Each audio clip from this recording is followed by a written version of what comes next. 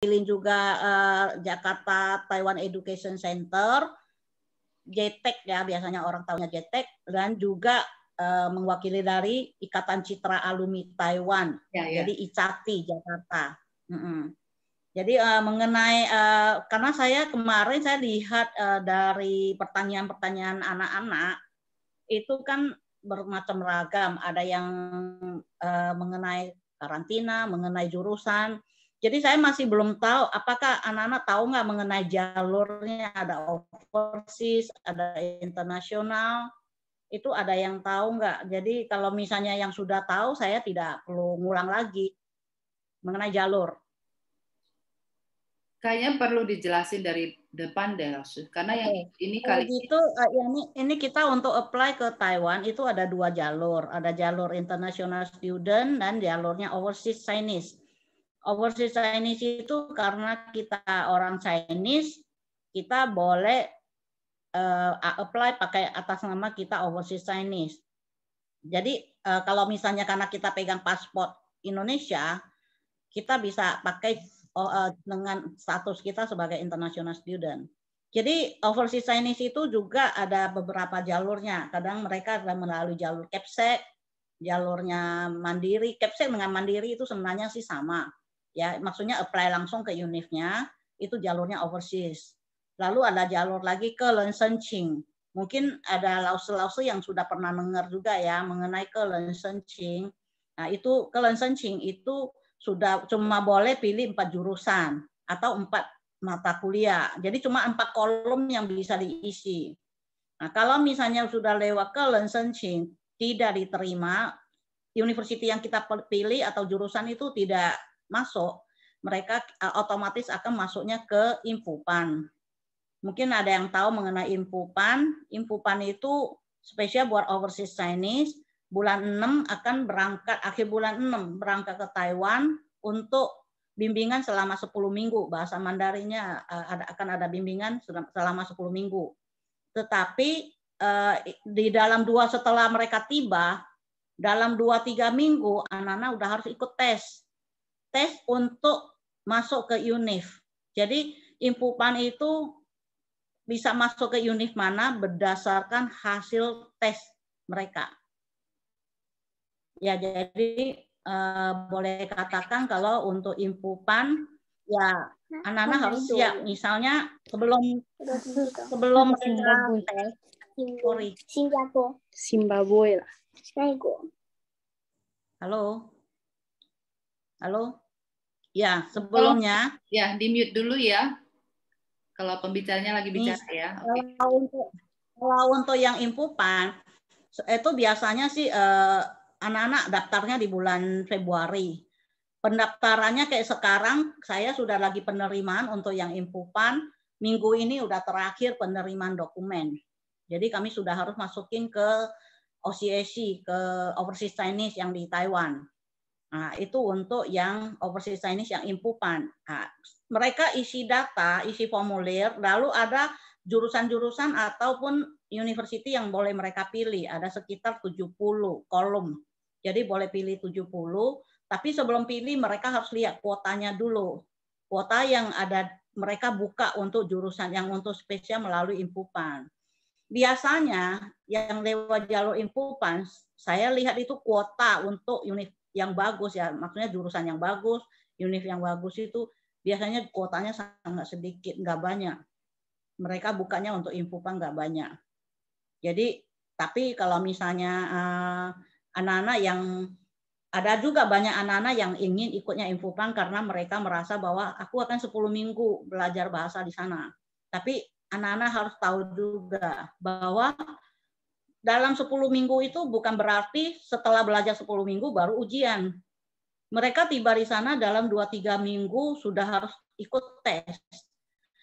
Nah, nanti nilai tes yang akan menentukan mereka diterima di mana. Kan udah isi ya, 70 kolom itu sudah mereka mau isi 30 boleh, mau tes. Hanya masuknya di kolom yang mana. Maksudnya di level yang prioritas mereka yang mana nilai tesnya. Yang menentukan dia diterima di mana. Kalau misalnya isinya cuma 30, lalu nilainya tidak mencapai ya anak-anak akan masuknya ke pre-univ. Pre-univ yang di Taiwan itu Chiaota. Akan belajar lagi pelajaran SMA selama 1 tahun. Setelah itu ikut tes lagi untuk masuk ke university. Itu kalau ikut yang impupan. Kalau misalnya dapat setelah dia ujian, terus dapat university yang tidak dia sukai, dia boleh tidak mau terima, boleh. Saya tidak mau. Tapi kalau tidak mau, ya pilihannya masuk ke Chiaota, ke pre-univ atau pulang Indo. Nah, kalau pulang Indo, dia masih ada kesempatan 1 kali lagi boleh apply di tahun berikutnya. Jadi tunda 1 tahun. Ya, itu kalau impupan. Kelebihan ikut impupan itu biasanya mereka lihat karena kalau masuk ke negeri, universitas negeri, mereka dapat uang kuliahnya lebih murah, sekitar 15 juta per semester. Tapi karena anak-anak kan isi 70 kolom itu kan banyak. Nggak mungkin semuanya negeri. Kemungkinan udah masuk ke swasta. Kalau misalnya sudah masuk ke swasta, kalau diterima di swasta, uang kuliahnya sekitar 25-30 juta per semester. Ya ini udah tahu dulu ya, uang kuliah sekitar, kalau uang asrama, biaya hidup itu sama, mau international student pun ataupun overseas itu sama. Bedanya cuma di uang kuliah. Sekarang uang kuliah saya tadi udah jelaskan untuk negeri sekitar 15 juta, untuk swasta sekitar 25-30. Nah, ini untuk overseas. Kalau untuk international student beda lagi. International student itu karena kita pegang paspor Indo ya. Jadi international student juga saingannya nggak banyak. Karena kalau overseas saingan kita selain Malaysia itu orang Hong Kong, orang Makau. Itu termasuk overseas. Mereka tidak ada pilihan. Hong Kong, Makau cuma 1 status aja overseas. Makanya kenapa saya bilang kalau kadang-kadang mereka kasih kuotanya untuk yang di impupan itu kuotanya untuk yang univ yang bagus itu nggak banyak. Karena mereka juga banyak yang lewat jalurnya mandiri itu orang Hong Kong, Makau. Karena mereka cuma 1 status, cuma bisa pakai lewat ini aja. Cuma bisa lewat overseas aja. Jadi biasanya mereka apply-nya di mandiri. Jadi kalau jalur mandiri itu saingannya banyak sekali dengan orang Hong Kong, orang Makau. Sedangkan mereka itu banyak yang kuliahnya ke Taiwan karena di Taiwan lebih murah. Jadi banyak saingannya. Nah, kalau international student, kita yang persaingan kita itu Malaysia. Paling Malaysia, Vietnam, kayak seperti Thailand, mereka itu muridnya nggak sebanyak anak Indo lah. Sebenarnya sekarang yang paling banyak untuk yang international student rata-rata dari Indonesia. Nah, kalau untuk jalurnya international student, kelebihannya satu kita bisa pilih universitasnya langsung. Kita tidak perlu ikut tes. Berdasarkan raport kita dengan ada hasil kemampuan tes ya, tapi ini harus ada ya, kemampuan tes bahasa. Kalau mau ngambil yang bahasa pengantarnya Inggris, perlu ada TOEFL atau IELTS atau TOEIC. Itu wajib. Kalau mau yang bahasa Inggris. Tapi kalau misalnya mereka yang mau ngambil yang bahasa pengantar Mandarin, mereka perlunya TOCFL. Yang versi Taiwan ya. Maksudnya tes yang diselenggarakan oleh Taiwan.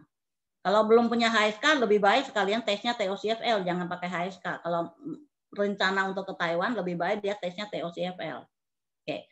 Jadi kalau syaratnya itu wajib kalau ada kemampuan berbahasanya, itu wajib kalau international student. Nah, pakai raport dengan kemampuan berbahasa, itu kita sudah bisa apply. University yang kita mau, misalnya mau ke NTU, mau ke Tsinghua, mau ke Chiao Tung, mau ke yang universitas yang top, itu banyak jurusan-jurusan yang maksudnya yang terkenal itu mereka student banyak kuota. Untuk yang ini yang negeri ya, banyak buka kuotanya juga untuk international student. Nah, yang kedua, kita tidak perlu ikut tes. International student tidak perlu ikut tes. Dan international student yang ketiga, kita boleh minta beasiswa. Memang tidak ada jaminan pasti dapat. Tapi sekarang negeri itu juga banyak yang kasih beasiswa, universitas negeri. Kalau nggak kasih beasiswa uang kuliah, kadang-kadang asramanya gratis. Kadang-kadang dikasihnya biaya hidup. Lumayan, kadang-kadang ada yang dapat 1 bulan itu 15.000 NTD selama 1 tahun. 15.000 NTD itu sekitar 7,5 juta per bulan. Itu untuk biaya hidup. Ya, itu kadang ada universitas, beberapa universitas negeri juga ada kasih. Dan kalau swasta lebih banyak lagi. Biasanya swasta sering kasih di tahun pertama untuk uang kuliahnya. Tapi memang tidak semua swasta ya kasih.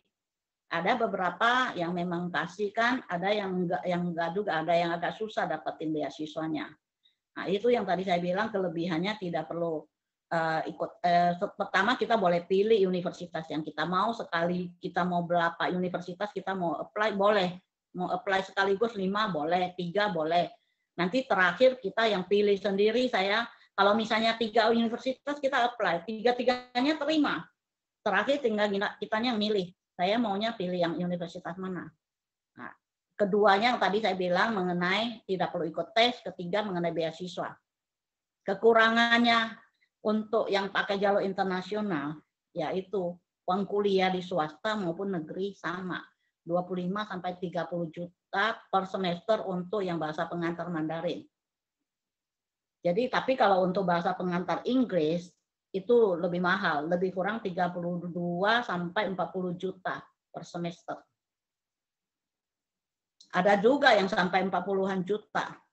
Jadi tergantung, itu yang full English. Jadi perbedaannya cuma sebenarnya lebih banyak bedanya di negeri aja.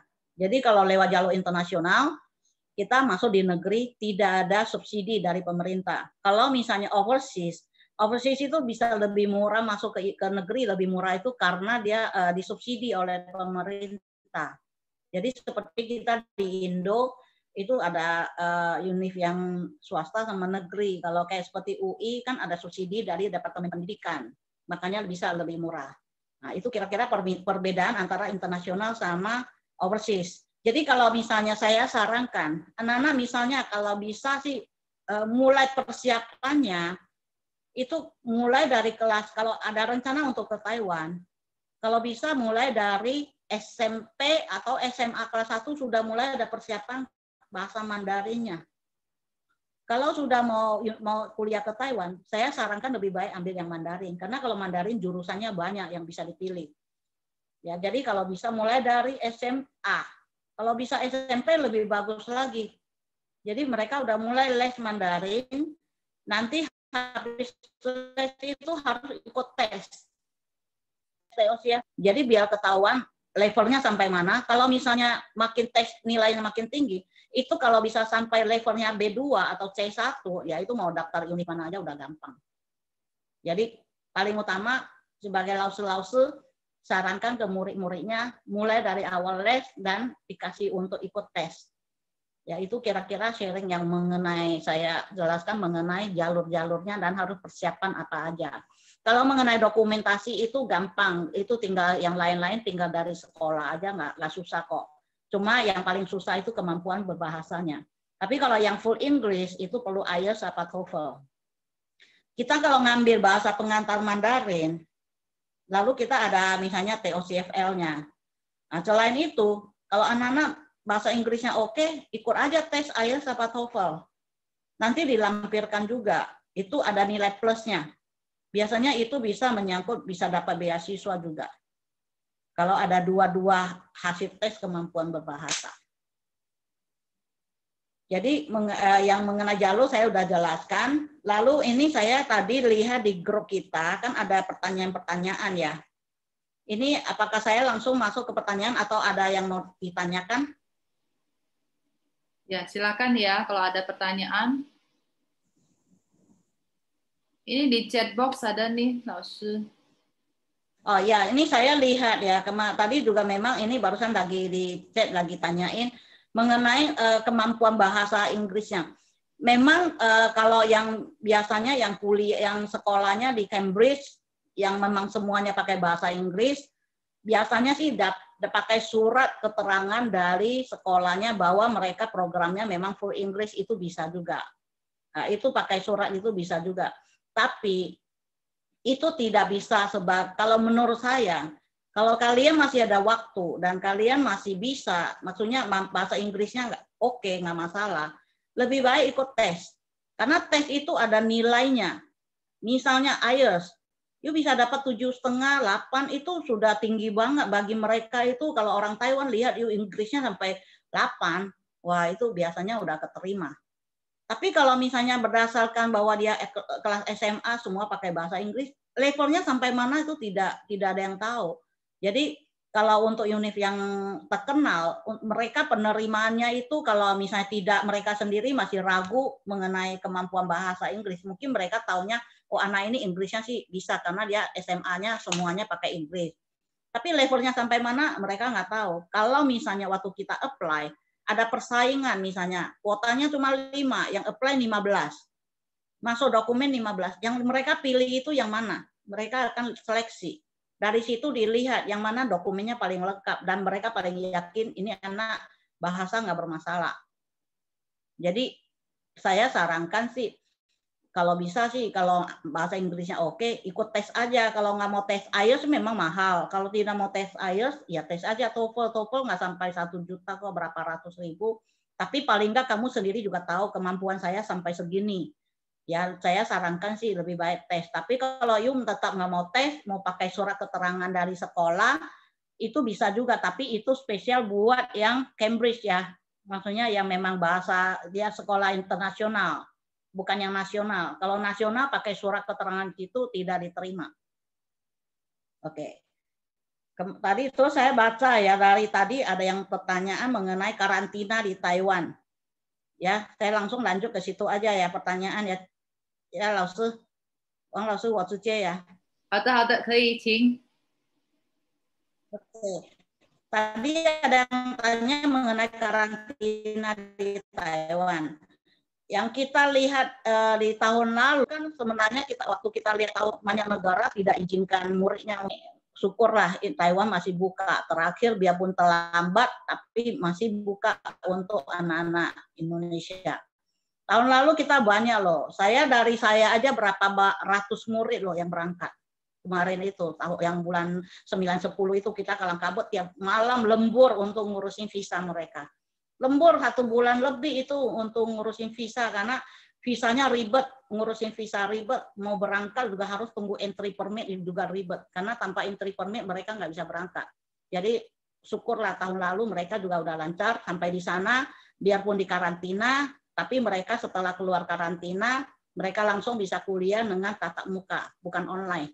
Tapi sebelumnya yang ketinggalan mereka kan udah mulai kuliahnya pertengahan September.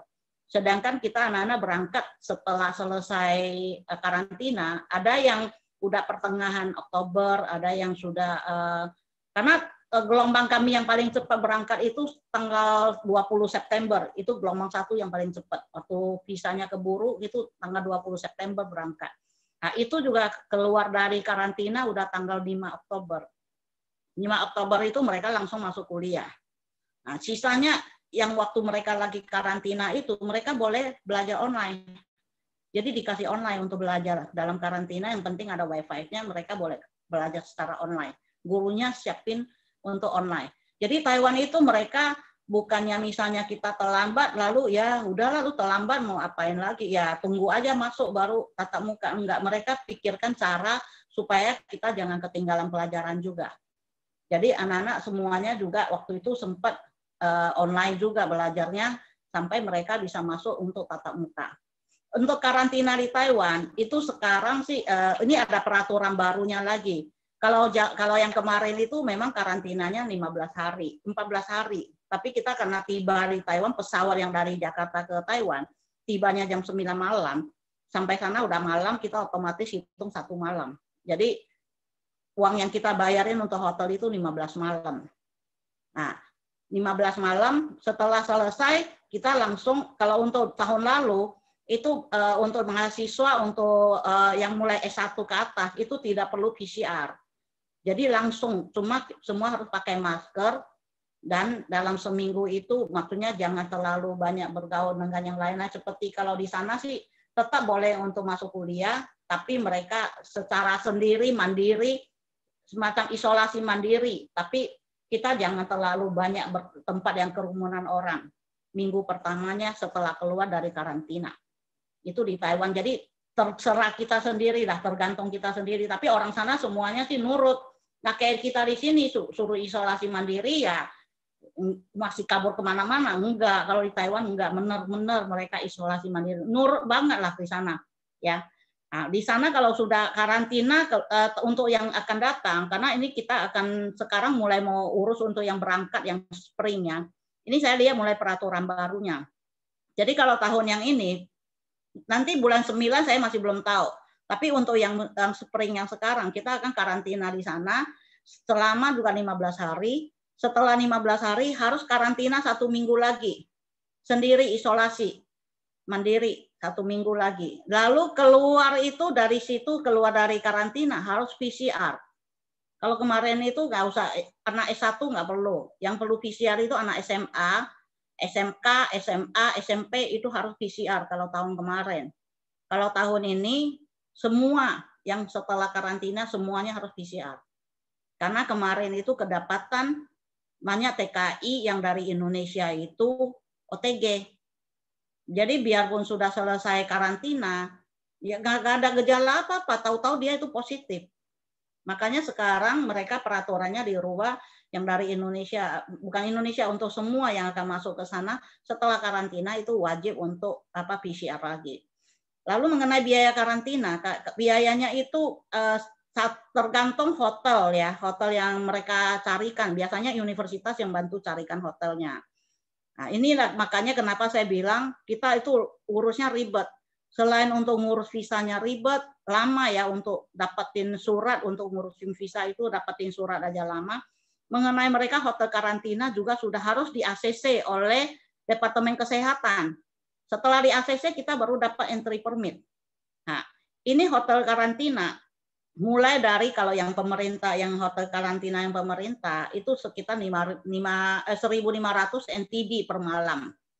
1.500. Tapi kalau misalnya hotel yang biasa, yang kadang ada university carikannya itu hotel. Kalau hotel itu bisa sampai 3.000 NTD per malam. Nah, ini kali 15 malam. Nah, ini 15 malam, anak-anak harus bayar dulu, sendiri bayarin dulu. Nah, dan akan ada subsidi dari pemerintah itu, disubsidinya per malam itu 1.000 NTD. Jadi kali 14 malam, mereka nggak hitung 15 malam. Kalau dari pemerintah peraturannya 14 malam kali 1.000, jadi dapatnya 14.000 NTD. Itu juga tidak bisa langsung kita keluar dari karantina, langsung dibayarin. Itu mesti apply. Jadi ada aplikasi yang akan mereka masuk ke websitenya, mereka apply namanya, masukin. Lalu dari hotelnya mereka akan dapat receipt. Receipt itu semua mereka harus submit dengan mereka sampai di Taiwan itu harus ngurusin status itu semacam KTP sementara Taiwan ya. Nah, ini juga dapat biaya subsidi ini juga dengan syarat visanya harus visa residen. Jadi visa pelajar ya, bukannya visa turis. Kalau turis tidak ada subsidi. Ya, itu yang bisa dapatin biaya yang karantina yang 14 hari itu. Oke, lalu ada yang tanyakan lagi mengenai asrama. Asrama cowok cewek dipisah gedung nggak? Itu tergantung univnya. Ada university, banyakkan kalau yang negeri ya. Kalau universitas negeri, banyakkan yang mereka cowok-cowok, cewek-cewek gedungnya pasti pisah. Ada swasta juga gedungnya pisah. Tapi ada juga yang mereka gabungi misalnya beda lantai. Jadi bukannya mereka ada yang gedung baru, misalnya gedung yang baru yang sekarang baru pakai lift. Kalau yang gedung baru pakai lift, biasanya udah beda lantai. Misalnya lift untuk cewek, lift untuk cowok. Jadi lift cewek mereka nggak akan berhenti di lantainya cowok. Yang cowok tidak bisa berhenti di lantainya cewek. Jadi sudah dipisah. Biasanya kalau yang sekarang yang sudah pakai gedung, karena mereka kalau satu gedung itu kamarnya banyak, nggak mungkin dia cuma buat satu gedung buat cewek atau cowok semua.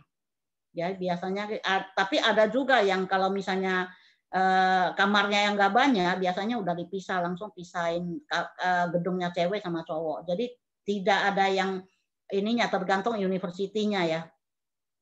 Lalu saya tanya lagi mengenai legas dokumennya ke TETO atau oleh sekolah. Nah ini kalau untuk jalurnya, ini tergantung lagi jalur. Kalau misalnya model jalurnya overseas Chinese, itu dokumen harus legalisirnya ke sekolah. Ya, di sekolah kopi dokumennya dilegalisir, lalu kasihkan ke kami ICATI alumni Taiwan untuk legalisir lagi. Jadi kami sebagai penyamin kamu bahwa ini benar, kamu legalisir sudah ke sekolah, jadi ICATI stempel lagi, itu berarti kami sebagai penyamin kamu. Baru kami bisa dokumen ini diserahkan ke OCSC yang di Taiwan. Oke, ini untuk dokumen. Tapi kalau kamu jalurnya internasional student itu banyak, ada beberapa university. Kalau university negeri itu wajib ya, semua dokumen itu harus legalisir sampai ke TETO. Jadi legalisirnya sampai ke Depkumham, Deplu, notaris, sampai ke TETO. Itu biasanya JT, kami JT udah bantu ngurus. Ya, ada jasanya untuk ngurus. Nah, itu legalisir. Tapi kalau jalur internasional untuk ke swasta, banyakkan swasta sudah kuasakan ke JTEK untuk legalisir dokumen. Jadi ada banyak yang universitas swasta, kami JTEK sudah bisa pakai stempelnya JTEK, itu diakui di universitasnya. Jadi tidak perlu legalisir sampai ke TETO, karena kalau legalisir sampai ke TETO itu biayanya lumayan besar. Ya lumayan, karena itu kan ke Depkumham, Deplu, notaris, TETO. Ya, jadi kalau misalnya mengenai legalisir dokumen yang mau nanti lebih jelas bisa nanti japri saya aja. Nah, ini ada pertanyaan lagi mengenai bahwa international student apakah bulan 9 bisa berangkat atau online. Kalau untuk sekarang kami tidak bedakan, kalau Taiwan itu izinkan murid masuk, mereka tidak bedain mau overseas atau internasional atau apa, tidak. Yang penting dia student, belajar. Ya, mereka akan buka. Kalau misalnya, dan bukanya itu juga beda. Misalnya mereka akan ada tulis untuk SMP, SMA. Itu peraturannya beda lagi. Nanti ada untuk SMK.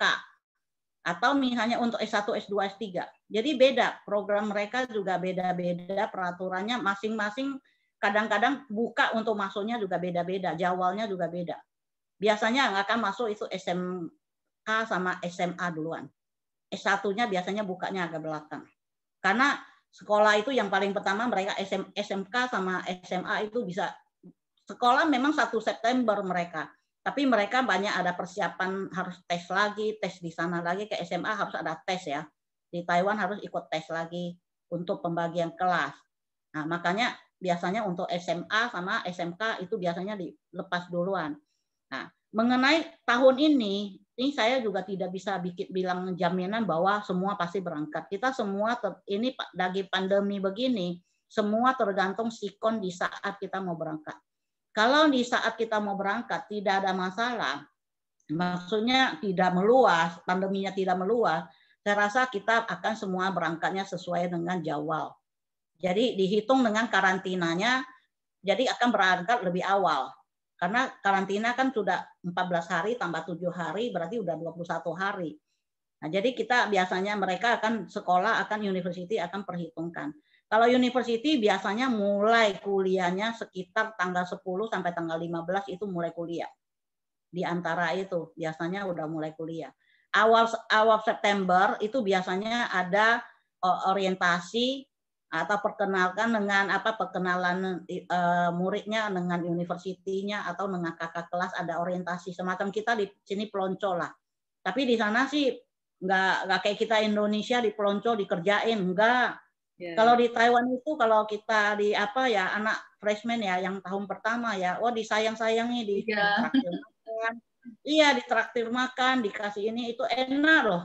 Kalau jadi anak murid yang tahun pertama masuk sana. Makanya kalau misalnya untuk kuliah itu kalau misalnya bisa masuk, semua pasti akan tatap muka. Tapi kalau misalnya meleset dari jadwal, misalnya kayak tahun kemarin meleset dari jadwal, mereka akan atur untuk online. Jadi akan misalnya di dalam waktu lagi karantina tetap akan ada online sampai mereka nanti masuk untuk tatap muka. Ya ini kita masih belum tahu. Mudah-mudahan sih tetap berangkat seperti tahun lalu. Iya. Terus sekarang ada yang tanya belum ada ijazah. Memang sekarang anak-anak kan masih kelas 3 SMA. Jadi memang kalian masih cuma 5 semester kok. Jadi nanti dokumen yang diperlukannya itu memang belum perlu ijazah. Cuma ijazah itu kita perlunya nanti waktu mau apply visa itu perlu ijazahnya untuk apply visa resident. Tadi ingat saya bilang kalau misalnya biaya karantina ada karantina yang mau disubsidi, wajib visanya visa resident, visa pelajar. Ya, jadi anak-anak harus usahakan bisa dapat ijazahnya, karena tanpa ijazah tidak bisa dapat visa itunya residennya. Nah, jadi kalau dengan rapotnya 5 semester nggak masalah. Oke. Terus ada yang tanya lagi, kuliah di Taiwan itu berapa lama? Kuliah itu 4 tahun.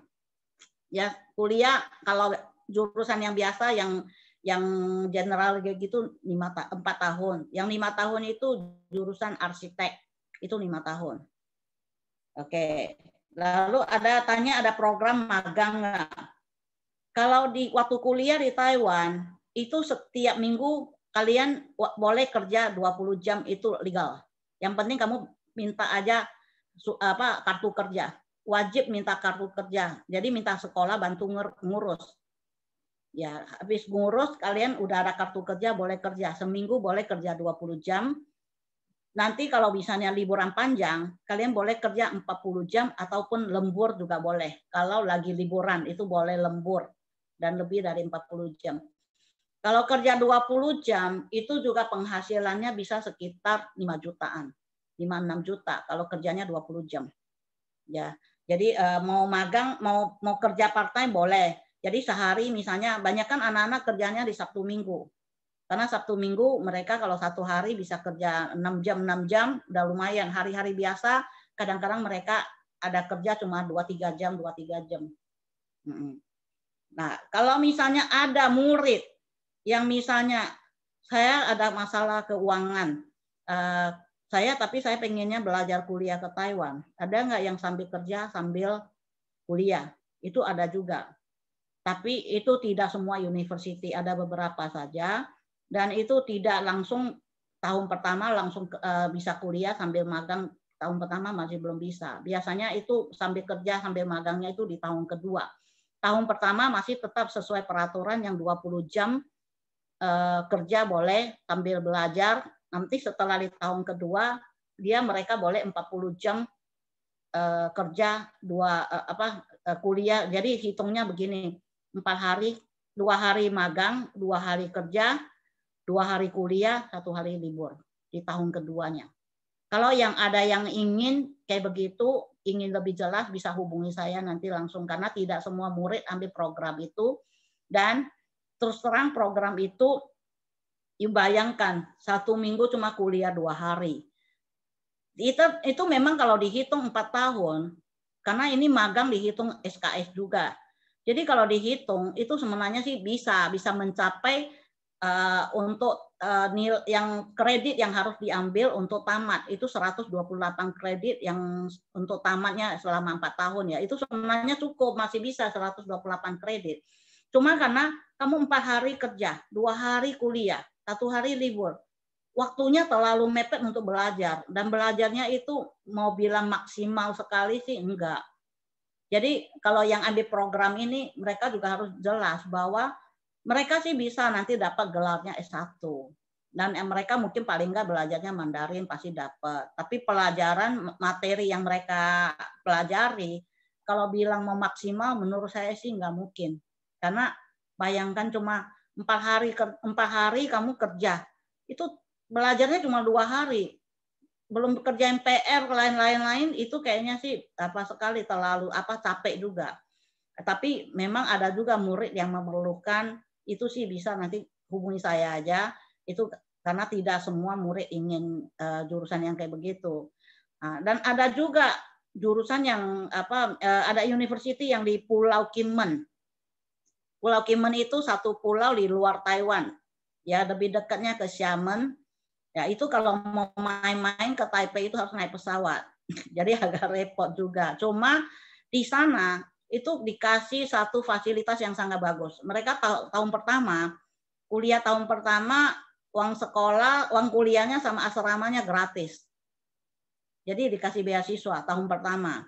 Lalu ada uang sakunya juga lah. Yang penting kalau ada ini, saya ada caranya untuk gimana dapatin uang sakunya untuk mereka. Saya ada caranya, apply pakai cara apa lagi ada. Nah, lalu di tahun kedua kalau mereka nilainya dalam ranking 50% ya. Misalnya satu kelas ada 40 orang. Rankingnya 20 dalam 20 besar, itu mereka otomatis bisa dapat lagi asrama gratis, uang kuliahnya gratis. Jadi kalau anaknya rajin bisa sampai 4 tahun itu gratis asrama sama uang kuliah itu bisa aja. Itu universitasnya negeri. Universitasnya lumayan, cuma memang karena dia di Pulau Kinmen. Nah, dan kalau anaknya keturunan Kinmen, kita kan orang Chinese itu kan ada yang Kinmen, ada yang Hokkien, ada yang Konghu kan, ada yang Ke kan. Kalau anaknya mereka itu keturunannya Kinmen, 4 tahun itu gratis. Uang kuliah sama asrama gratis. Coba lihat, ada nggak yang anak Kinmen, pas anak Kinmen ada. Itu enak loh. Di sana sebenarnya Kinmen itu jangan kita pikirkan seperti satu pulau kecil. Di sana juga udah rame, ada hotel bintang 5 juga ada. Udah lumayan, cuma ya kalau mau main ke Taipei itu naik pesawat. Kalau nggak naik pesawat, naik kapal. Kayak itu aja yang ada. Ya, Bali ya kayak kita ya. Ya, saya di Bali, tapi dia tidak seperti Bali yang seperti tempat wisatanya ya. Cuma di sana juga sangat berhasil kok, sangat bagus kok di sana. Kinmen sudah sangat bagus. Dan anak-anak kalau mau kerja part time juga gampang.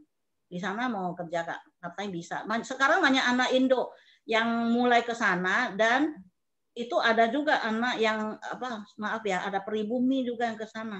Sekarang bisa ngomong Mandarin loh. Iya, banyak. Iya, enggak, mereka di sana bisa, karena di sana mereka kan cuma berapa orang. Yang mereka ketemuin semuanya orang yang bisa ngomong Mandarin. Ya mau nggak mau mereka belajar Mandarin. Jadi mereka sekarang Mandarinnya oke loh, bagus. Jago ya. Ya itu yang bisa Kinmen. Maksud saya kasih jelaskan bahwa di Taiwan itu banyak program yang beda-beda. Jadi sesuai dengan kemampuan kantong masing-masing lah. Kalau ada yang kemampuan keuangannya cukup, ya sudah ambil yang biasa, jalurnya yang S1 biasa aja. Tapi kalau misalnya sekarang apalagi ada pandemi begini, kadang-kadang anak memang pengen banget sekolah keluar, pengen ke Taiwan, tapi nggak mampu orang tuanya, ya bisa dengan cara yang lain, tapi anaknya tetap bisa keluar. Karena gimana pun beda, sekolah keluar dengan sekolah dalam negeri itu beda. Sekolah keluar itu mereka ada wawasan dengan luar. Dan pergaulan mereka sudah dengan orang luar negeri, dengan di sana kan orang mancanegara itu ada. Dari Hong Kong, dari Makau, dari Korea, dari Jepang, dari negara mana aja ada. Orang India juga ada di situ. Jadi mereka pergaulannya sudah orang mancanegara. Beda dengan kalau kita cuma sekolah di Taiwan. Dan di sana juga mereka kan libur, waktu kuliah juga boleh kerja, liburan boleh kerja. Beda, setelah mereka kerja itu mereka udah ada pengalaman kerja. Pulang setelah tamat, pengalaman kerjanya bukan 0. Itu ada pengalaman kerjanya. Beda dengan yang di Indo. Coba Indo, siapa yang mau kasih kamu datang kerja 2 jam, 3 jam.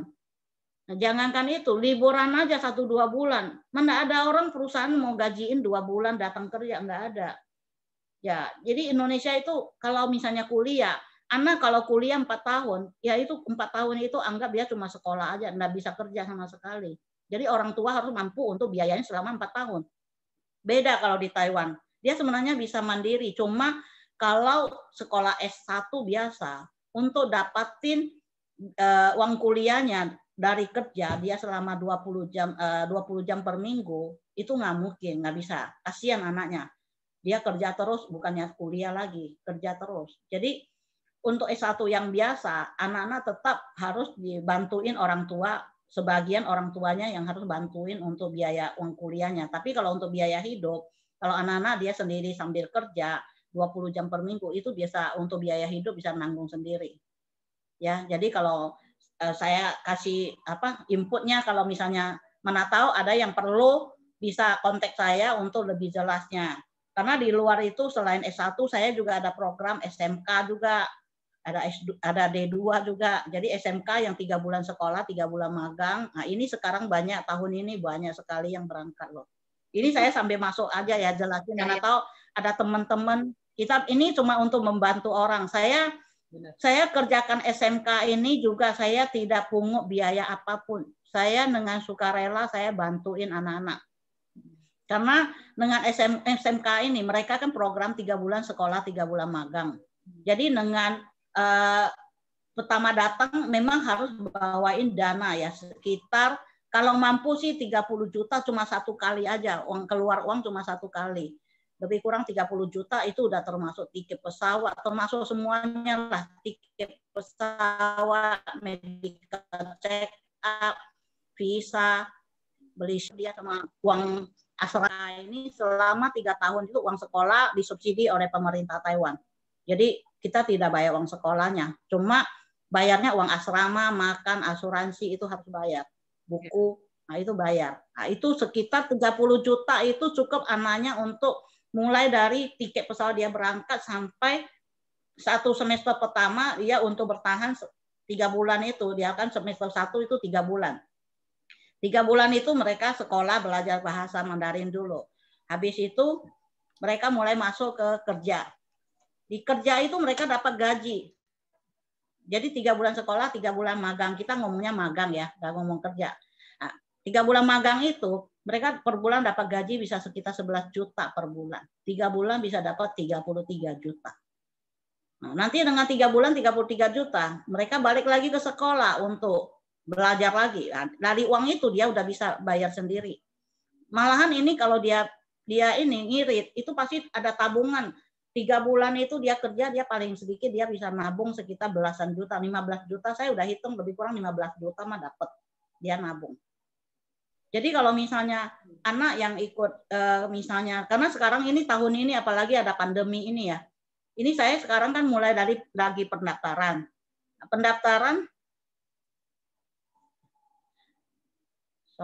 Yang untuk pendaftar yang sekarang ini kita kan lagi ada pendaftaran untuk SMK. Jadi kalau sekarang pas ada pandemi banyak sekali orang yang orang tuanya tiba-tiba bisnisnya jatuh atau gimana. Jadi mereka banyak, kita bisa bantu orang untuk bangkit kembali karena paling enggak mereka ke sana belajar Mandarin. Anggap aja belajar Mandarin, memang mereka mulainya harus dari SMK lagi, biarpun selesai SMA harus ngulang lagi SMK. Tapi setelah 3 tahun selesai mereka mau lanjut S1 boleh. Ya, itu kalau misalnya Lausu ini kan di sini kan di grup ini kan ada namanya Lausu juga ya. Lausu kalau ada denger ada murid-murid yang memang atau tetangga atau family ada yang memang perlu, nanti bisa kontak saya. Karena ini untuk membantu mereka supaya anak-anak bisa merubah hidupnya lah. Kasihan sekarang banyak yang bermasalah keuangan ya. Oke. Sekarang yang itu nanti karena itu di luar kita punya ininya pembicaraan, jadi nanti kalau ada yang perlu tahu bisa japri saya aja. Nah, lalu mengenai beasiswa itu ada universitas yang kasih, tapi tidak semua. Kalau universitas negeri itu banyak kan agak susah. Kalau banyak kan susah kasih beasiswa kalau negeri. Tapi ada aja kecuali kalau misalnya nilainya benar-benar bagus atau pernah ikut perlombaan Olimpik atau apa itu biasanya kadang bisa dapat juga beasiswanya. Kalau swasta memang lebih banyak beasiswa swasta. Cuma tidak semua swasta itu bisa dapat beasiswa juga. Nah, lalu ada yang tanya mengenai jurusan apa. Kalau di Taiwan itu jurusannya puluhan, beberapa puluh jurusan, tergantung kita. Kalau misalnya bahasa pengantar Mandarin itu banyak sekali. Cuma kalau bahasa Inggris itu agak terbatas. Kalau yang full Inggris itu ada, tapi agak terbatas. Untuk S1 memang nggak banyak banget. Nggak semua jurusan ada full Inggrisnya. Tapi kalau mereka S2, S3 itu banyak yang full Inggris. Ya. Oke, lalu mengenai kira-kira berapa mata kuliah ya. Itu kalau mengenai berapa mata kuliah itu tergantung kita jurusannya. Ya. Nah, dan satu lagi saya ada yang tanya mengenai wali ya, wali untuk S1. Guardian ya, untuk S1 itu kalau umur yang 17 tahun belum 17 tahun kalau masuk S1 itu tidak perlu ada wali. Kalau untuk S1. Kalau SMA perlu wali. Kalau S1 nggak perlu wali. Oke, saya lihat lagi. Oke, ini yang di waktu itu yang di grup itu yang tanya-tanya di grup ini saya sudah jawab. Sekarang saya lihat yang barusan lagi ini ya masuk ini. Untuk belajar bahasa minimal 6 bulan per 1 tahun. Untuk sekarang kalau untuk belajar bahasa itu masih belum buka ya, masih belum izinkan untuk yang belajar bahasa. Jadi yang mereka buka itu yang untuk studi. Jadi kalau untuk yang belajar bahasa dari Maret 2020 sampai sekarang masih belum buka pintunya. Jadi kalau misalnya mau belajar bahasa itu nggak bisa. Dan biasanya pun kalau belajar bahasa Mandarin itu visanya visa bahasa. Visa bahasa itu tidak boleh kerja.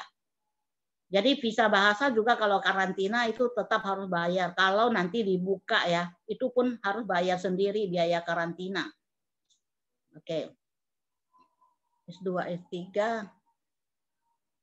Kalau untuk S2, S3 itu juga ada jalurnya overseas sama internasional. Nah, tapi itu kalau jalur overseas sekarang banyak kan sudah tutup. Cuma kalau jalur overseas sebenarnya kalau S2, S3 itu sebenarnya banyak beasiswanya. Kalau lewat international student itu banyak beasiswa. S2, S3. Malahan lewat jalur overseas itu nggak ada beasiswa. Overseas itu cuma kamu kalau masuk negeri ya memang lebih murah 50%, tapi tidak ada beasiswa. Malahan kalau lewat jalur internasional kamu ada beasiswa. Apalagi S3.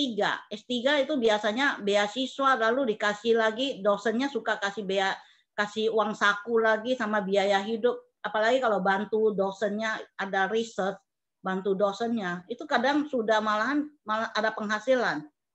Dari situ ada penghasilan. Jadi kalau untuk S2, S3 sih menurut saya sih kalau masih belum, kecuali kamu status S1-nya sudah overseas, ya mau nggak mau itu tidak bisa dirubah ke internasional. Ya, jadi kalau misalnya kita jalurnya kalau sudah satu jalur, udah pilihannya sudah overseas, tidak bisa kita mau pindah ke internasional, tidak bisa. Kita tetap harus overseas sampai terakhir juga overseas. Kalau internasional ya internasional. Cuma kalau internasional suatu hari kamu ingin pindah ke overseas itu mungkin masih bisa. Oke. Ini pertanyaan yang di chat ini sudah saya jawab. Lalu ada pertanyaan apa lagi? Di grup kita masih ada pertanyaan ini, loh. Apa? Katanya apakah IELTS bisa digunakan untuk apply universitas di Taiwan? Kalau bisa, banyak universitas yang menerima IELTS sebagai persyaratan masuk. Kalau IELTS itu sebentar ya. IELTS itu memang boleh kok. IELTS itu kalau yang untuk yang bahasa Inggris, full English itu boleh pakai IELTS. Kalau yang full English, IELTS apa TOEFL boleh salah satunya. Semua university itu terima. Kalau kamu pakai bahasa pengantar Inggris, itu IELTS itu boleh dipakai untuk IELTS atau TOEFL itu boleh atau TOEIC boleh. Iya. Terus TOEFL itu udah wajib ya. Saya juga baru dapat kabar itu katanya untuk apply visa sekarang minimal harus ada TOEFL ini juga. TOEFL itu ini loh. TOEFL kita ngomongnya TOCFL. Kalau enggak kadang-kadang anak salah mengerti ke TOEFL ya. Yang TOCFL bahasa Mandarin A2 itu kalau lewat jalur internasional yang bahasa pengantar Mandarin. Kalau misalnya mereka ngambilnya full English, itu perlunya IELTS apa TOEFL aja nggak apa-apa. Kalau ngambilnya yang Mandarin, itu baru perlunya TOCFL A2, level A2. Itu kalau tahun lalu sih, kalau tahun itu sebenarnya peraturan ini berlaku untuk Indonesia dan Vietnam. Peraturan secara tertulisnya itu berlakunya untuk 2 negara aja. Tapi kalau tahun sebelum-sebelumnya itu saya sering bicarakan dengan bagian visa ya, karena kita kan dari tempat saya kan banyak murid internasional. Jadi berapa tahun yang lalu TOCFL itu jawab untuk tesnya 1 tahun baru 3 kali. Jadi gimana anak-anak tes? Nggak mungkin. Makanya waktu dulu kita pernah debat, nah akhirnya mereka izinkan pakai biarpun bahasa pengantar Mandarin atau Inggris semua boleh pakai IELTS atau TOEFL atau TOEFL salah satu boleh. Cuma tidak bisa pakai HSK. Pakai TOEIC juga boleh. Nah, itu sampai tahun kemarin gara-gara ada pandemi, sebenarnya tahun kemarin sebenarnya itu surat udah turun loh, udah malah dikasih tahu spesial mention lagi masih A2. Akhirnya kami kasih tahu lagi. Ini lagi pandemi. Banyak jawal dibatalkan. Jadi kalau jawalnya batalkan, kita mau tes nggak kasih kesempatan tes, kita gimana bisa dapat, nggak mungkin. Akhirnya tahun lalu kembali pakai lagi seperti yang tahun sebelumnya pakai IELTS atau TOEFL atau TOEIC boleh. Itu tahun lalu, tahun 2020. Nah, tahun 2021 saya masih belum tahu, tapi saya sekarang tetap berpatokan kita pakai A2 aja. Kalau bahasa pengantar Mandarin, saya tetap sarankan ikut tes TOEFL TOCFL-nya minimal A2. Kalau untuk tahun ini, karena tahun ini belum sampai di saat itu saya belum bisa ngomong bagaimana dengan bagian apa visa TETO yang bagian visanya. Tapi sekarang saya lihat banyak anak-anak sih sudah persiapkan TOCFL A2. Tapi bagi yang masih belum, masih misalnya ada anak yang masih belum tes, ini kan jadwal tesnya bulan Maret sudah penuh, bulan April ini masih belum mulai buka. Ya, kalau bisa mau tes itu daftar yang bulan April, bulan Mei. Terus terang ya, di tes yang pertama kali, biasanya anak-anak kalau ikut tes pertama kali, nilainya biasanya nggak pernah bagus. Ya, karena baru pertama kali, mereka juga bingung ini tesnya apa? Tes pakai komputer, karena tes komputer itu sistemnya itu CAT.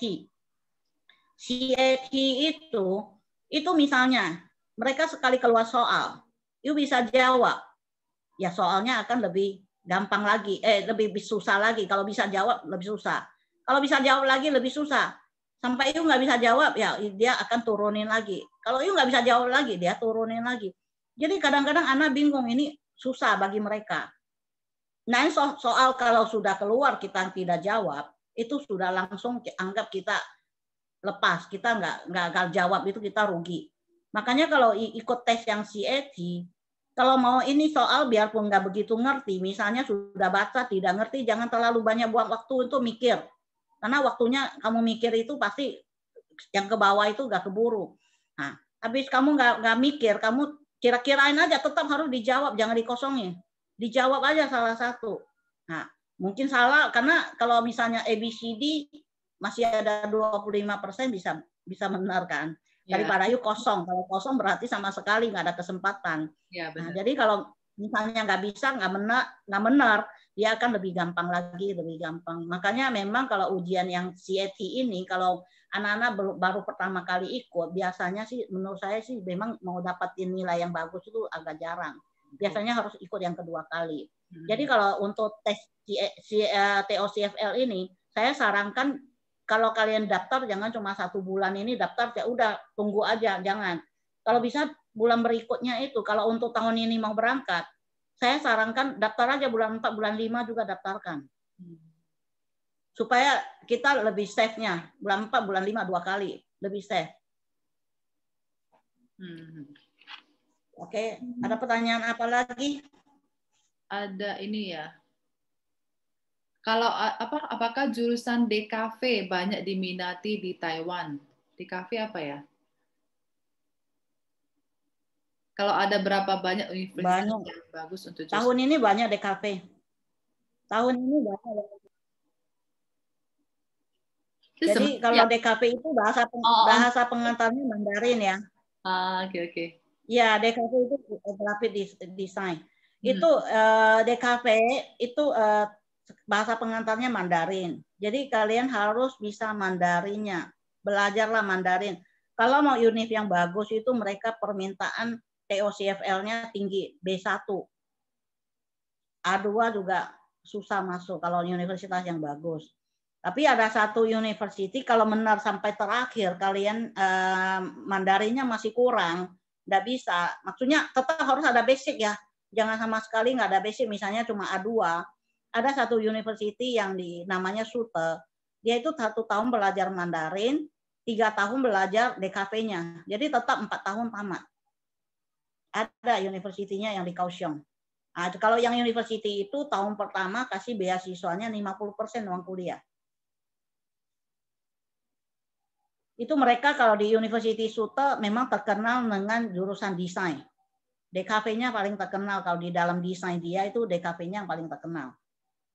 Mereka ada 7 jurusan desainnya, ada 7 jurusan, tapi yang paling terkenalnya itu DKV-nya.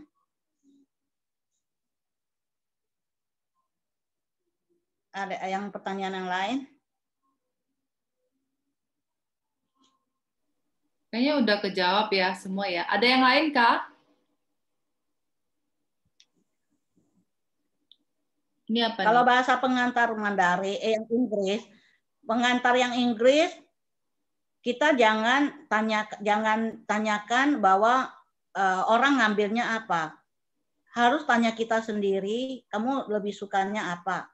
Ya, karena yang mau kuliah kamu sendiri, jangan sampai kamu ikut-ikutan orang, nanti sampai sana kamu kalau nggak suka nanti kamu susah untuk lanjutin, nggak bisa tamat. Nah, ini kalau misal di Taiwan yang full English itu tidak banyak jurusan. Yang paling ada sih kalau yang di bidang bisnis itu international business, business administration, business management itu. Nah, lalu kalau untuk yang engineering cuma adanya mechanical engineering, chemical, civil, material. Itu pun cuma satu university yang buka. Ya. Nah, kalau untuk computer science, nah sekarang computer science ada beberapa university yang buka yang full English-nya ada. Kalau misalnya ada yang suka AI, jurusannya AI juga ada yang full English. Nah, hospitality, mass communication, hospitality, kuliner, nah itu entertainment, IO ya, itu juga ada full English. Ada beberapa jurusan sih yang full English, tapi tidak semua. Kayak food science itu tidak ada full English, biomedical, biotech tidak ada full English. Jadi tadi ada yang tanya, NTU ada DKV nggak? Tidak ada. DKV lebih banyak di university yang swasta. Negeri ada beberapa aja, ada juga. Cuma yuk ingat harus ada TOCFL.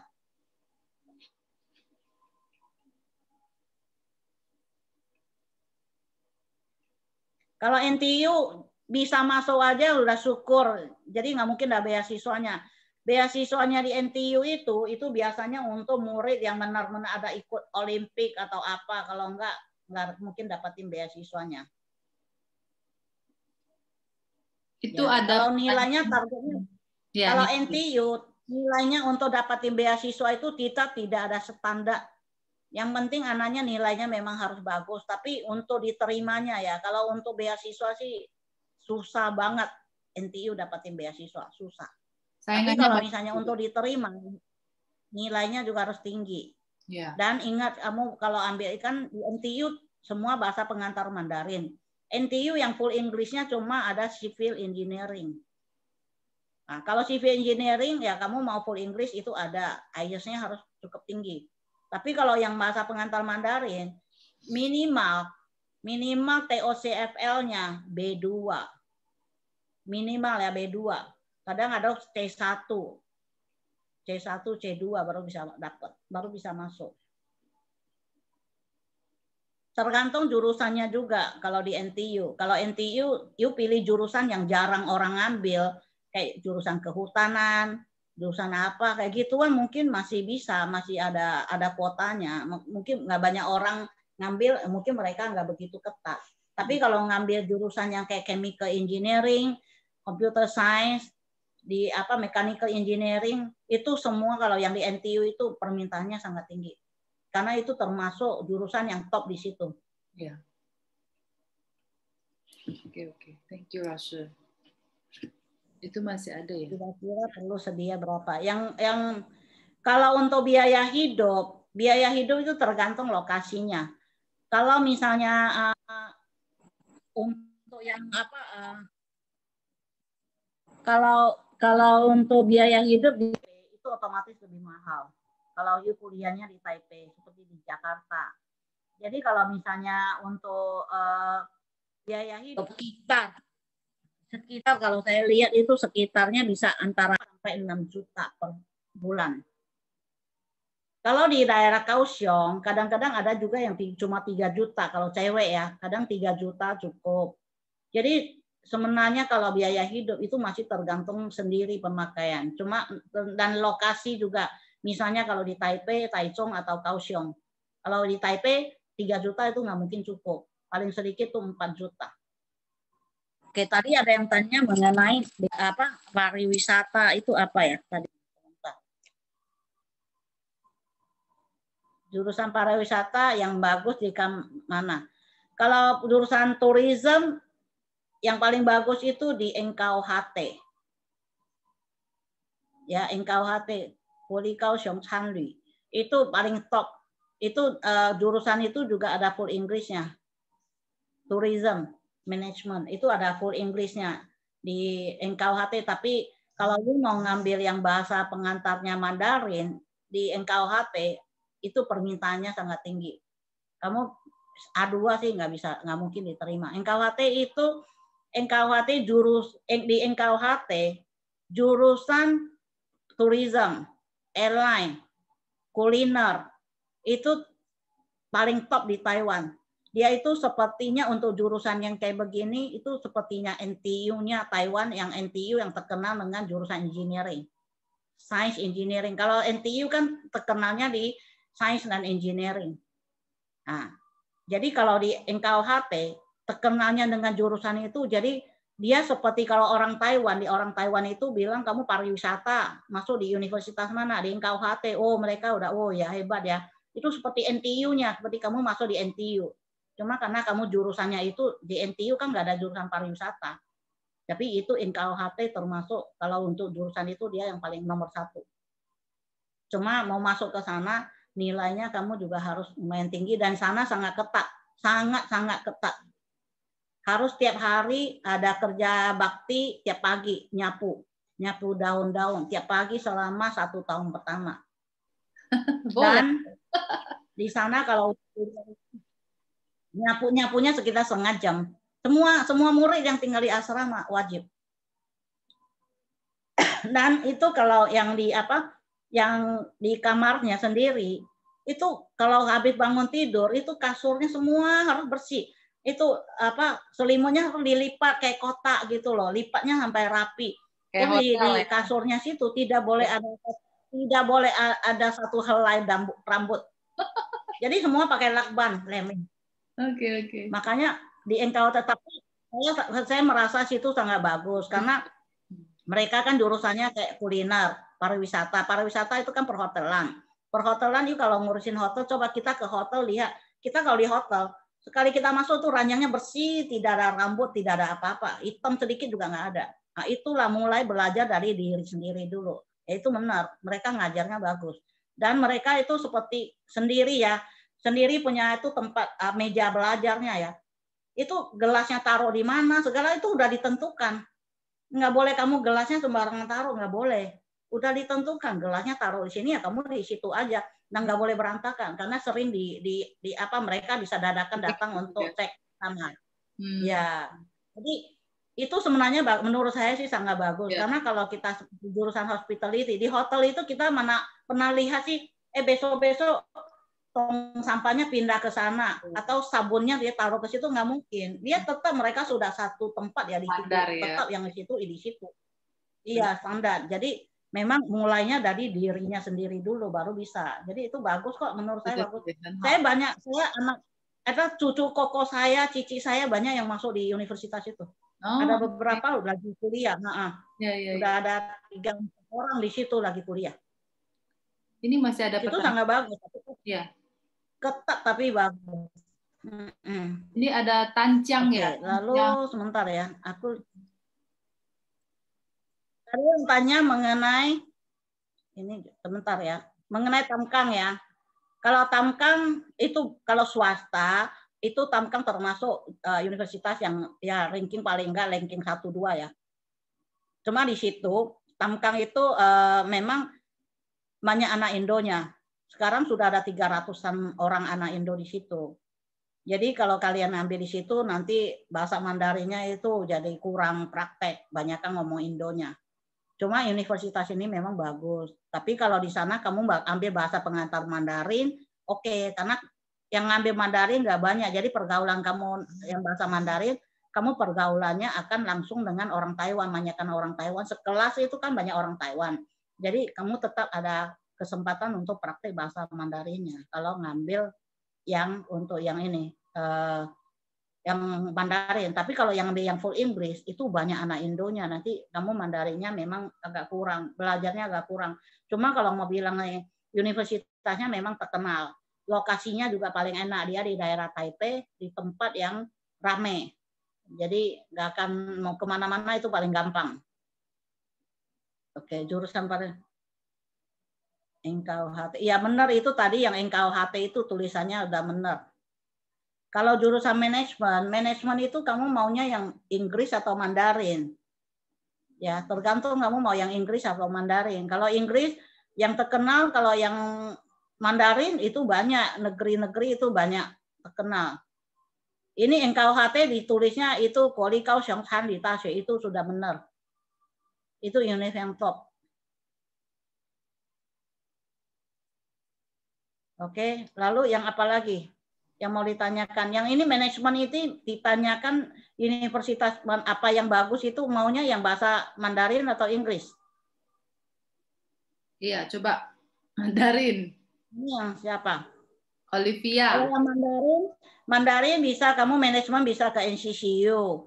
Cuma NCCU permintaan level TOCFL-nya itu agak tinggi.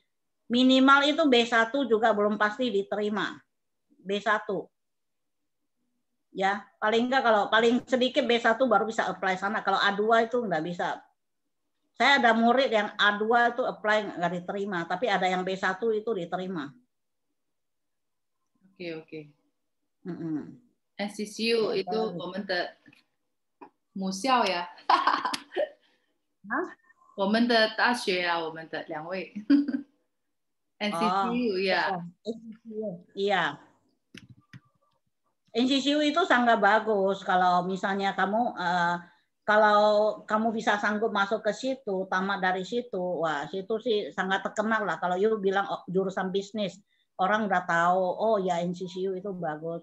Di NTU juga ada untuk apa bisnis jurusan, cuma NTU itu mereka sebenarnya lebih terkenalnya dengan science engineering. Kalau NCCU itu tidak ada jurusan science engineering. Sainsnya ada, yang kayak computer science mereka ada. Engineeringnya tidak ada. Makanya lebih terkenalnya NCCU itu terkenalnya di bisnis sama jurusan apa? Bisnis sama di jurusan yang jurusan ekonomi ya. Sama jurusan itu jurnalis ya. Itu yang apa? Reporter. Ya, reporter. Xingwenxi. Ya, reporter sama itu sangat top. Sama jurusan itu diplomat. Ya, diplomatnya NCCU itu rata-rata setelah dari situ banyak yang jadi duta besar, jadi diplomat lah Taiwan, lulusan dari NCCU. Oke, NCCU bisnis yang ada yang Inggrisnya, ada sekarang lagi buka satu jurusan bisnis, tapi dia bisnisnya ini sangat luas ya. Jurusan bisnis ini dia ada mencakup untuk internasional bisnis juga, mencakup untuk relationship juga ada. Yang full Inggris ada. Ini jurusan barusan buka 1 tahun. Iya, kayaknya udah ya. Iya. Ada lagi?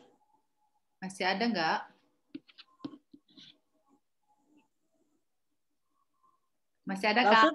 Saya perlu kasih nomor telepon nggak kalau ada yang mau kontak saya? Iya, itu di grup kan tadi udah. Kita kan memang di grup ya. Mungkin semua udah lihat saya punya nomor teleponnya, WA saya. Ya. Kalau kalian nanti setelah selesai ini mungkin ada yang lupa masih belum tanyakan, kan nanti kalian boleh tanyakan japri ke saya, ataupun ada yang lain lagi yang misalnya temennya ada yang mau tanya mau ke Taiwan lagi nggak ngerti mau bagaimana, jangan tunda lagi ya, karena sebenarnya kalau mau apply university misalnya untuk yang tahun 2022 yang intake-nya di tahun 2022 lebih bagus mulai dari bulan 7. Bulan 7, tapi sekarang sudah kontak saya akan kasih tahu suruh mereka belajar Mandarinnya atau Inggrisnya itu sudah persiapkan TOCFL atau IELTS atau TOEFL-nya persiapkan dulu.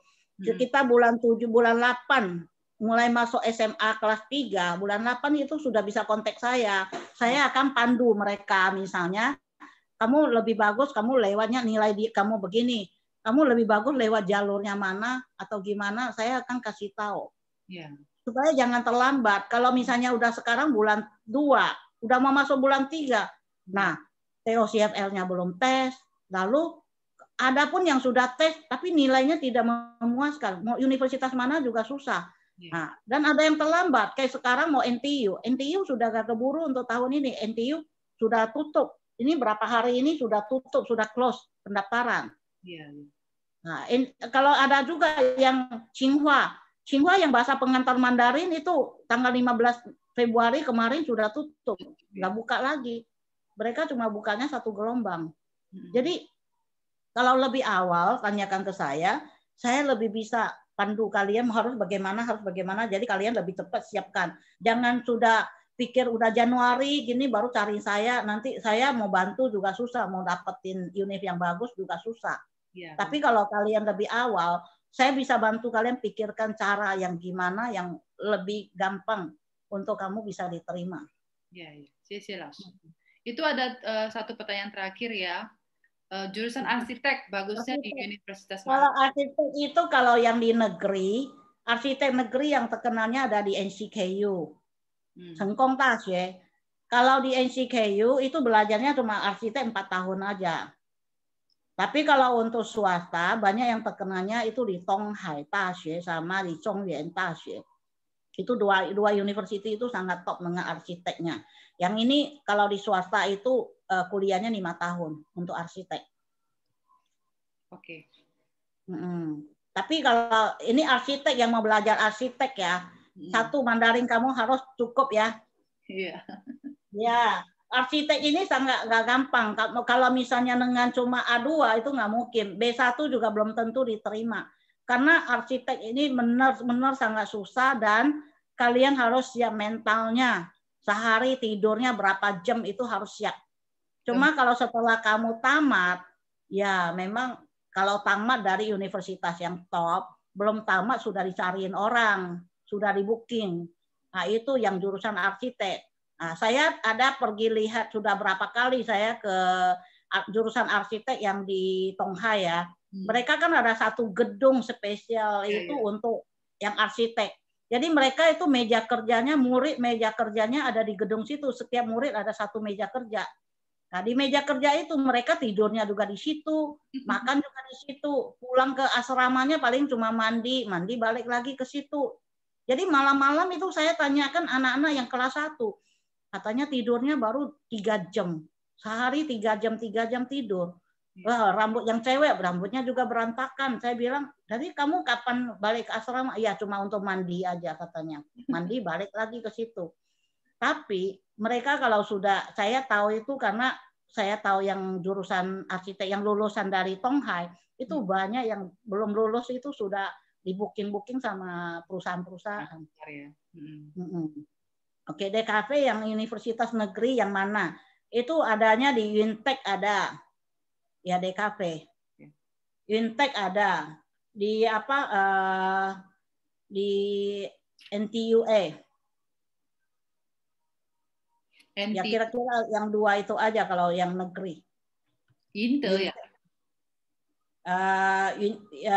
Yunlin Keji Daxue. Untek itu Yunlin Keji Daxue. NTUA. NTU itu ya? Enggak, NTUA. Oh, NTUA ya. NTUA itu A.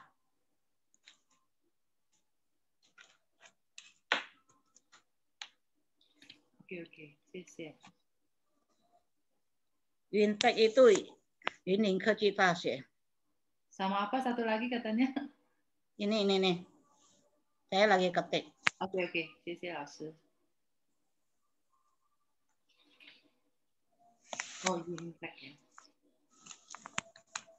Ini daerahnya agak pinggiran, agak di kampung gitu. Tapi memang sana sih ya oke lah. Iya. pemandangannya, cuaca sana sama lingkungan juga bagus. Saya udah pernah ke sana juga. Sudah banyak university yang sudah saya datangin. Jadi kira-kira udah tahu university yang mana kayak gimana, kira-kira sih tahu. 很好哈，谢谢老师。 Oke, Oke, ya. Kayaknya sampai sini dulu ya, teman-teman ya. boleh. Ya. Kalau ada pertanyaan lanjutan bisa langsung hubungi Lasu Sofia. Terus nanti kalau kalian perlu rekaman sharing session hari ini, saya akan kirimkan via email ya ke Google Drive nanti. Kalau yang perlu ya. Yang perlu boleh kabarin ke saya via grup aja nanti. Grup WA ya. Ya. Oke. Oke, 谢谢老师。谢谢你哦，你真的很有心哦。没有啦，就是分享跟大家。没有，你每一年都这样子在做，你都很有心，真的，你很用心，希望他们很好。可以知道了解更多ya, biar mereka juga dapat informasinya itu yang tepat gitu. Daripada mereka cari-cari sendiri, jelas ya. Ingat ya, kadang-kadang kalian cari sendiri, belum tentu yang kalian cari itu benar dan kalian tidak tahu persis. Sampai di universitas itu kayak gimana kalian tidak tahu. Kalau universitas yang saya kenalkan, ini satu lagi saya kasih tahu. Universitas yang kami kenalkan itu rata-rata, kalau kamu bahasa pengantar Mandarin, banyak buku teksnya Inggris. Jadi anak-anak paling takut itu kalau ujian itu pakai Mandarin itu nggak bisa nulis. Kita nggak mungkin. Kita pasti nggak terlambat kan? 以前你也是嘛? Kan 以前你读书的话也是很辛苦kan kalau untuk nulis kan Mandarinnya. Kita disuruh tulis Mandarinnya kan susah. Nah, makanya kalau ada buku teksnya Inggris, kalian pakai bahasa Inggris jawab, dia soal keluar Inggris, kalian pakai Inggrisnya jawab, kalian nggak masalah. Tahu nggak? Saya ada murid yang di Tonghai. Dia itu dulu dia Mandarinnya itu nggak begitu bisa. Maksudnya dia dasar-dasar aja, tapi bukannya maksudnya bukannya Mandarinnya pinter banget, tapi dia nekat aja ngambil yang bahasa pengantar Mandarin, International Business yang bahasa pengantar Mandarin, Tonghai. Tahun kedua itu dia sudah bisa, dia sudah ini loh, jadi dua orang itu 1-2 ringgit. Banyak sama orang Taiwan itu bersaing, mereka bisa di situ jurusan itu banyak. Jadi bisa dapat Inggris. Jadi mereka ujian kalau pakai Inggris oke aja.